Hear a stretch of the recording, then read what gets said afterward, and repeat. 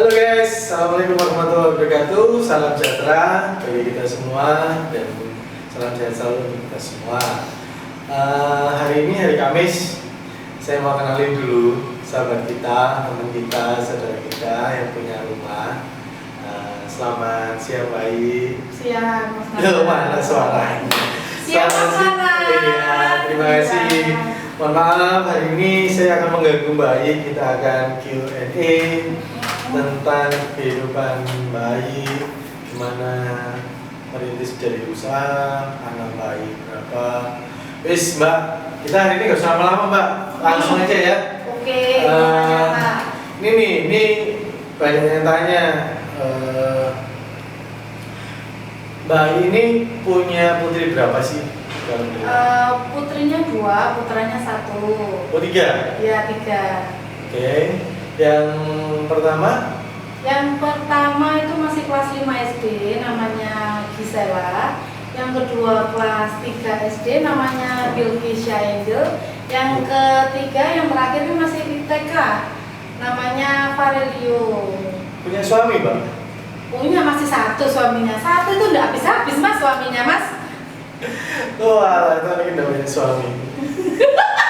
Bisa dipanggilin suami nggak Pak? Bisa Mas, kalau dia mau. Dia itu pemalu loh Mas. Ya wis Mbak, gini Mbak, apa namanya itu, Mbak itu gimana? Apakah bisa dapat dari rumah sebagus ini? Apakah langsung dari orang tua? Tiba-tiba Mbak ini, wah, aku dikasih orang tua nih berapa miliar, oke aku dikasih bayi, gitu kan. Atau bayi ini punya pesugihan? Siapa tahu, kita nggak tahu. Terus ya saya pengen tahu aja sih dari bayi, dari yang mudanya dulu seperti apa. Terus ya mungkin bisa diceritain sih Mas, sedikit aja sih. Jadi maksudku kita semua juga bisa tahu bahwa tidak ada yang instan di dunia ini. Saya minum dulu ya Mbak. Saya minum ya. Gimana Mbak? Mbak ini ketawa terus nggak apa-apa, bebas kok. Saya kepikiran juga ya, Pakai bahasa Surabaya nggak apa-apa kok Mbak. Aman nih ya. Oke. Jadi saya nggak dapet dari orang tua, nggak dapet warisan, nggak dapet pesugihan juga ya. Dari usaha berdua sama suami. Jadi sebenarnya dulu juga saya bekerja ikut orang seperti. Nah nih Mbak Ai kan pernah kerja nih ikut orang nih. Boleh disebutin nggak awal mula pertama kali bekerja di mana? Terus ya udah deh, pengen tahu aja sih awal mula di mana sih kerjanya? Awal mula disebutin ya? boleh.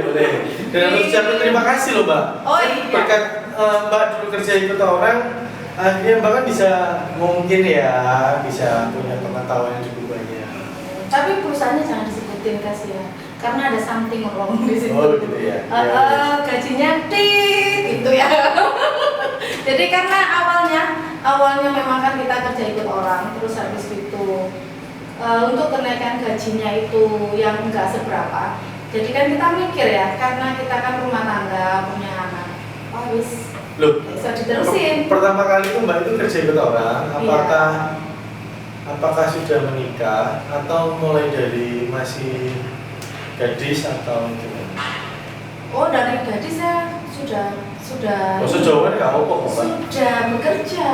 Ini tak ceritakan dari awal tuh panjang Mas, nggak usah Mas. Langsung sebelum aku terjun ke dunia nyata ya. Soalnya kemarin tuh belum dunia nyata saya itu ya Mas ya. Jadi sebelumnya saat sudah menikah itu masih kerja ikut orang. Habis gitu kayaknya Masnya tahu ya saya kerja di mana ya, karena kayaknya kita pernah satu kantor gitu kan ya. Tapi karena di vlog ini jadi pura-puranya nggak satu kantor gitu ya. Gitu ya. Perusahaannya kayaknya perusahaan. Jadi nggak boleh disebutkan namanya ya. Kitchen terbesar ya Mbak? Iya itu kitchen terbesar. Ya semoga aja perusahaan kita yang dulu semakin maju. Amin. Perusahaan kita yang dulu semakin sukses. Semoga perusahaan kita yang dulu karyawannya tambah banyak. Amin. Mbak, pengen tanya nih. siapa orang yang paling berjasa di kehidupan bayi nomor satu ya? Satu aja, satu orang kalau boleh tahu. Bukan satu orang sih, salah ya, maksudnya siapa orang yang paling berjasa di kehidupan bayi. Mungkin yang orang lain dulu belum pernah tahu nih bahwa bayi dulu itu gak langsung kayak gini loh, gak bisa langsung punya rumah seperti ini loh gitu. Tapi merangkak benar-benar yang dari nol sampai ya terus merangkak gitu sampai itu. Boleh tahu nggak siapa orang yang paling berjasa di kehidupan bayi? Yang paling berjasa support ya. Saya dapatkan support itu dari ibu saya. Ibu? Ibu saya. Boleh tahu nggak nama ibunya? Ibu Prayu. Ibu Prayu. Jadi saat saya jatuh, ya kan karena sebenarnya saya tuh memang orang yang nggak punya ya. Cuma saat saya jatuh, beliau membantunya apa? Doa. Dengan doa, didoain terus dikasih omongan-omongan. Jadi saya ditolongnya nggak pakai materi, pakai doa, sama pakai ucapan, pakai nasihat. Harusnya begini seperti itu. Berarti orang tua ya Pak, ibu ya. Apa yang menjadi keinginan Mbak Ayu yang belum Mbak ini kan sayang sama orang tua ya, khususnya ibu. Nah ini kan bayangin nih, ibu umur berapa kalau kita? 69 Nah, tahun ini. keinginan apa yang Mbak Ayu mau berikan atau Mbak Ayu mau ucapin sesuatu deh buat seorang ibu yang mungkin orang lain tidak tahu bahwa beliau di belakang layar mendoakan Mbak Ayu tiap malam. Mungkin beliau puasa setiap harinya. Mungkin hari ini beliau lagi menjaga anak Mbak Ayu dengan kesibukan Mbak Ayu dan Pak Su yang mungkin terlalu banyak. Ucapan apa atau Mbak Ayu pengen apa sih kepada orang tua ini? Kalau saya pribadi sih sebenarnya saya pengen. Gak usah nangis Pak, gak usah nangis. Saya pengen beliau bisa selalu bahagia seperti itu. Misalnya dia kepingin apa, bisa menuruti. Tapi pengennya simpel-simpel sih Mas ya. Gak pernah jawab yang aneh-aneh? Enggak. Aku beliin aku apa? Apa namanya apa?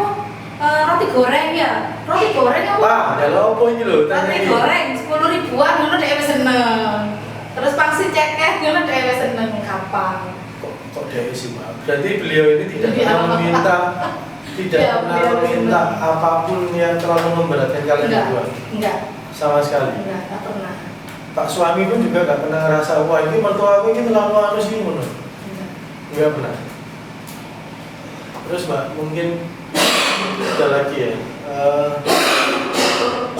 Siapa sih dari ketiga anak Mbak ini kan? 2 perempuan, 1 laki-laki.